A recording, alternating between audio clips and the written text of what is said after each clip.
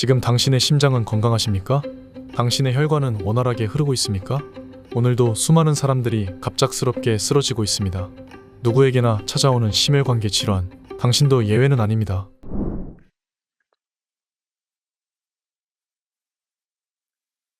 네, 반갑습니다. 휴컵 안전보건 교육을 강의하고 있는 주수홍입니다.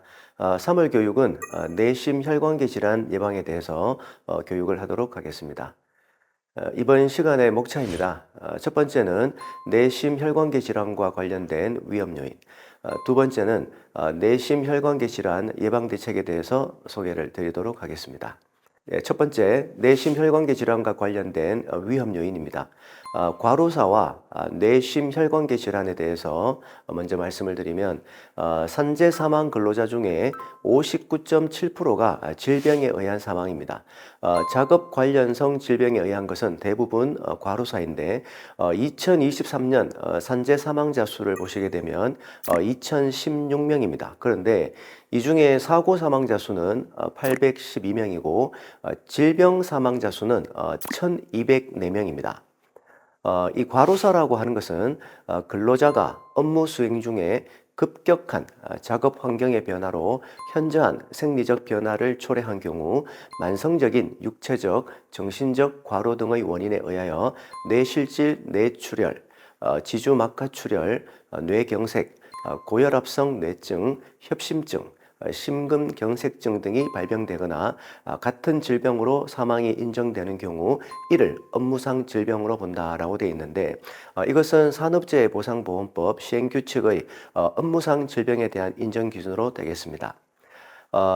2023년 업무상 질병 현황을 잠깐 살펴보시게 되면 작업 관련성 질병과 관련해서 이 앞에 통계치를 보시게 되면 뇌심 질환이 바로 질병 사망자가 숫자가 364명이 되겠습니다. 그래서 이 작업 관련성 질병의 질병 사망자의 거의 대부분이 바로 뇌심 질환이다라고 보시면 되겠고요.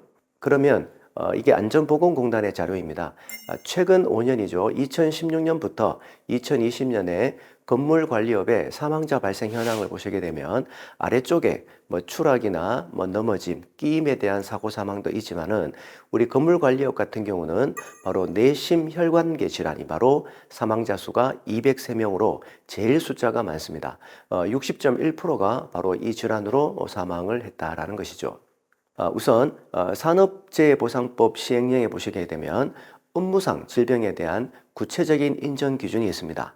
첫 번째, 뇌혈관 질병 또는 심장 질병과 관련해서 첫 번째, 다음 어느 하나에 해당하는 원인으로 뇌실질 뇌출혈, 지주막하출혈, 뇌경색, 심근경색증, 해리성, 대동맥 지루가 발병한 경우에는 업무상 질병으로 본다라고 되어 있고요.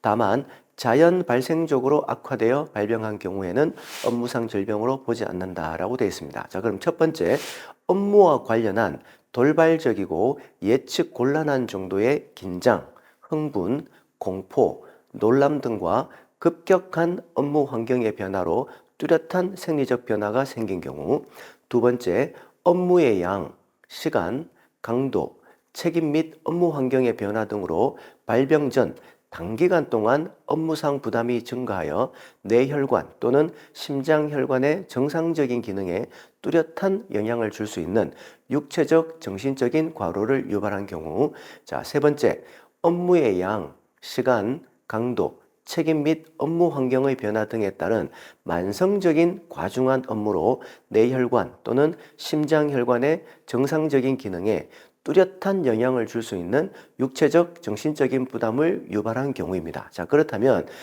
이 돌발적이고 급격한 업무 환경의 변화, 또 단기간 동의 업무상의 부담, 그리고 만성적인 이 과중한 업무가 무엇인지 구체적인 내용을 잠깐 살펴보게 되면, 자, 첫 번째, 돌발적 사건 또는 급격한 업무 환경의 변화라고 하는 것은 증상 발생 전에 24시간 이내에 업무와 관련된 돌발적이고 예측 곤란한 사건의 발생과 급격한 업무 환경의 변화입니다.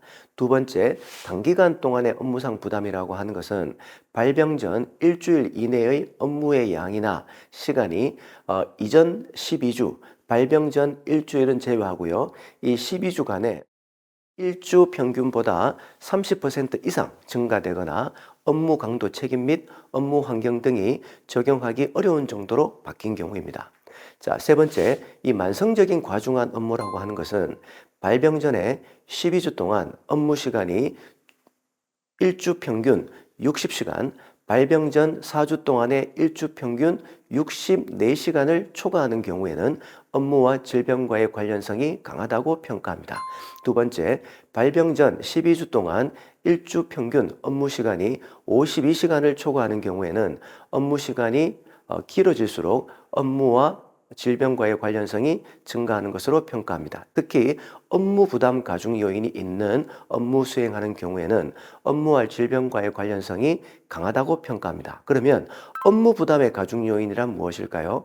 자, 근무 일정 예측이 어려운 업무, 교대제 업무, 휴일이 부족한 업무, 유해한 작업 환경, 바로 한냉, 온도 변화, 소음에 노출되는 업무죠. 그리고 육체적 강도가 높은 업무, 그리고 시차가 큰 출장이 잦은 업무, 그리고 정신적 긴장이 큰 업무입니다. 바로 이런 업무가 바로 업무 부담 가중 요인이 될 수 있고, 세 번째, 발병 전 12주 동안의 업무 시간이 일주 평균 52시간을 초과하지 않는 경우라도 이항의 업무 부담 가중 요인에 복합적으로 노출되는 업무의 경우에는 업무와 질병과의 관련성이 증가한다라고 합니다. 그래서 특히 우리가 업무를 볼 때 이런 업무 부담의 가중 요인이 발생하지 않도록 특별히 잘 관리하는 것이 무엇보다 중요하다라고 볼 수 있습니다. 자, 그러면 이런 과로사와 관련된 질환 등의 특징들을 보시게 되면 뇌와 심장 등의 주요 장기의 혈관계 질환이면서 동시에 원인과 악화 요인, 그리고 예방 방법이 유사하다는 그런 특징이 있습니다. 자, 그럼 이런 어떤 작업 전환의 고려가 필요한 경우가 있습니다.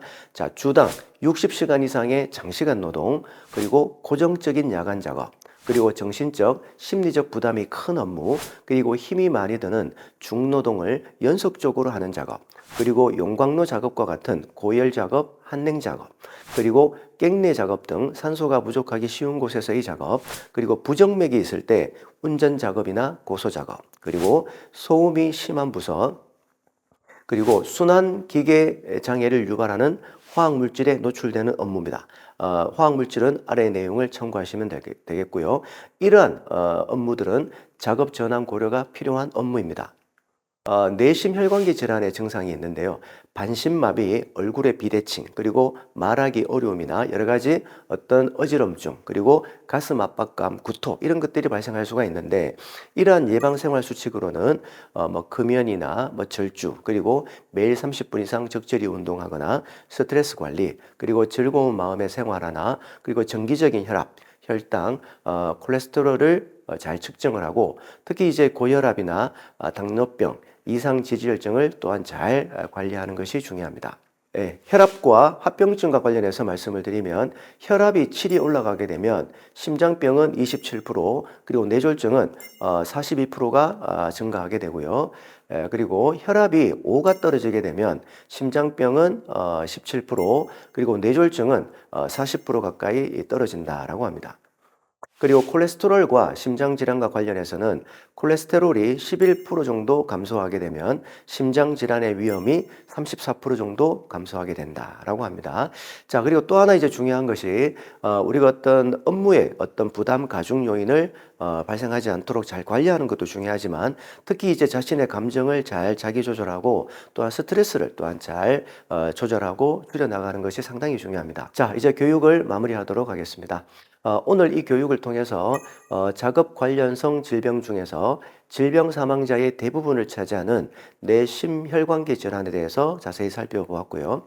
이 뇌심혈관계 질환과 관련된 위험 요인으로는 어떤 만성적인 과중한 업무, 특히 이러한 업무와 관련성이 강하다고 평가되는 업무 부담 가중 요인이 발생하지 않도록 하는 것이 또한 중요하고 그것과 함께 직무 스트레스 요인 평가 및 개선, 그리고 휴게 시설에 대한 적극적인 활용, 그리고 적절한 휴식 시간 부여, 그리고 특수건강진단 실시 및 기록관리 등의 예방대책이 중요하다는 그런 내용이었습니다. 자, 오늘 이 교육에 대한 문의는요, 교육지원사업본부의 위험관리팀으로 연락 주시면 되겠습니다. 자, 교육 받으신다고 수고 많이 하셨고요. 이것으로 교육을 마치도록 하겠습니다. 수고하셨습니다.